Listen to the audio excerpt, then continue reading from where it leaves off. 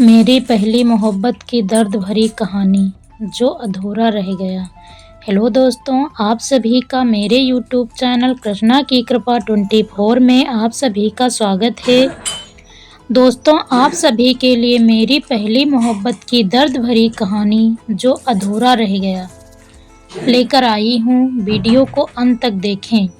अगर आपको भी पहला प्यार हुआ है तो इस कहानी आपके लिए है। यह एक ऐसी कहानी है जो आपको रुलाएगी, आपको हंसाएगी और आपको अपने पहले प्यार की याद भी दिलाएगी। दोस्तों, ये एक ऐसी कहानी है जो आपको बताएगी कि सच्चा प्यार क्या होता है और यह कैसे आपकी ज़िंदगी को बदल सकता है।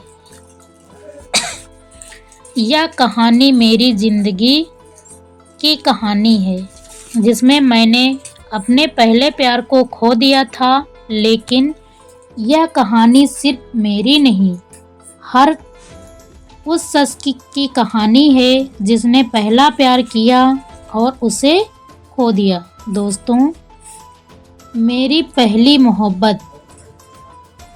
मेरा नाम अनुज है और मुझे पहला और शायद आखिरी प्यार 14 साल की उम्र में हो गया था। मैं उस समय 10वीं की कक्षा में पढ़ता था। प्यार करने के हिसाब से उम्र शायद कम थी, पर क्या करें जनाब, आजकल तो इसी उम्र में मोहब्बतें हो जाया करती हैं। तो मॉडर्न ज़माने के आधार पर मुझे भी हो गई थी मोहब्बत। मुझे मेरा पहला प्यार मेरी कक्षा में पढ़ने वाली अनाया नाम की लड़की में नज़र आता था। जितना खूबसूरत उसका नाम था, उससे कहीं ज़्यादा खूबसूरत वो खुद थी। उसकी उम्र भी लगभग 14 या 15 वर्ष की ही थी। अनाया बड़े घर की लड़की थी। उसके पापा सरकारी डॉक्टर थे। इस हिसाब से वो पैसे वाले लोग थे।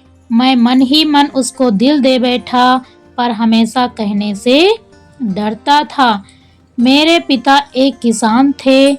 हमारे घर की हालत सामान्य ही थी, इसलिए शायद इस फर्क की वजह से भी कभी हिम्मत नहीं जुटा पाया। 11/9 पर भी इन सब के चलते मेरी एक आदत में काफ़ी सुधार आ गया था। पहले मैं स्कूल ना जाने के लिए तरह तरह के बहाने बनाता था, लेकिन उन दिनों में सही वक्त पर तैयार होकर चुपचाप स्कूल चला जाता था। मम्मी पापा सोचने लगे कि ये अनुज ही है। नाक पर सिर सोचते थे कि चलो जो भी हो, लड़का सुधार तो गया।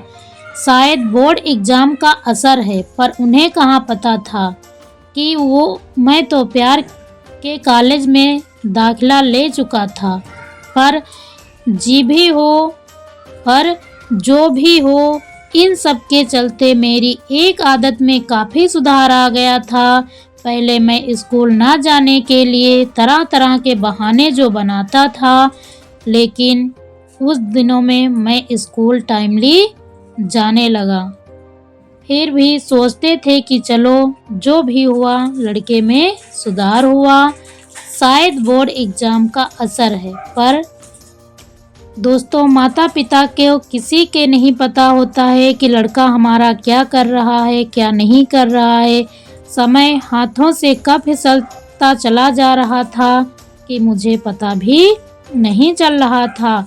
पर मैं कभी भी उसको अपने दिल के हालत सुनाने में कामयाब नहीं हो पाया।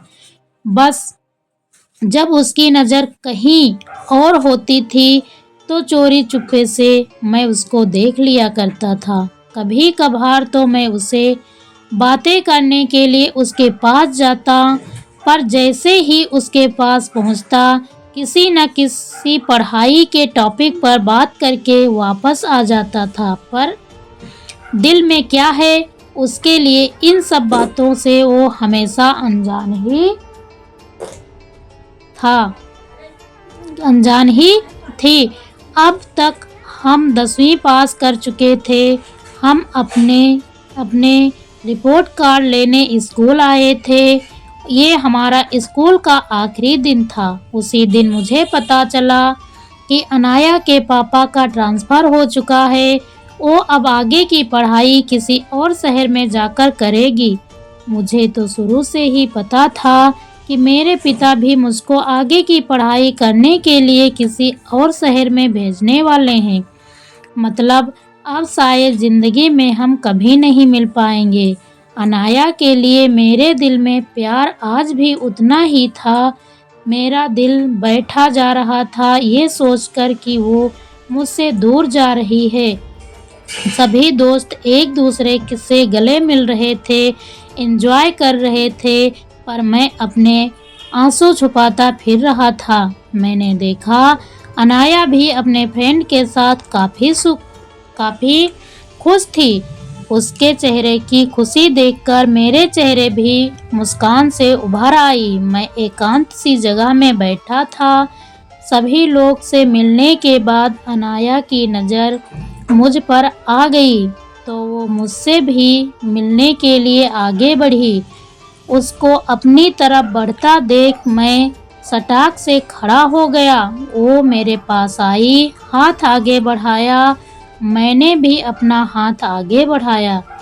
उसके बाद उसने क्या बोला मुझे सुनाई नहीं दिया, क्योंकि मैं उसके चेहरे को इतनी गौर से देख रहा था कि शायद ज़िंदगी भर के लिए उसकी तस्वीर अपनी आँखों में उतार लेना चाहता था।